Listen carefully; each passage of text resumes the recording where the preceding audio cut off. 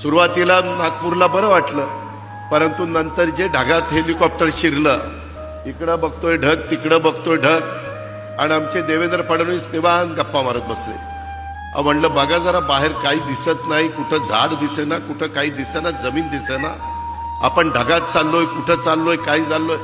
म्हणले काही काळजी करू नका.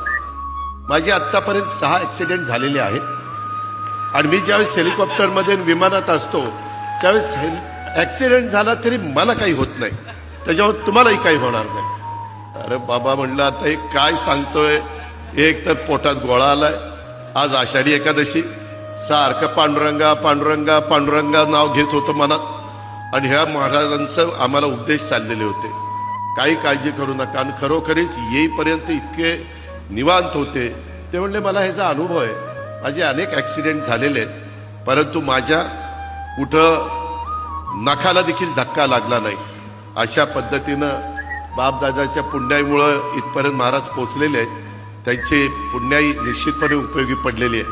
परंतु मित्रांनो, एकंदरीत खरोखरीच जरा जेव्हा सगळेजण धाकधूकच करत होते, माझ्या उजव्या बाजूला उदय सामंत भेटलेले होते. मला म्हणले दादा दादा जमीन दिसायला लागली खाली खाली. मग म्हणलं बरं बाबा बरं झालं जमीन दिसायला लागली. मित्रांनो, गमतीचा भाग जाऊ द्या.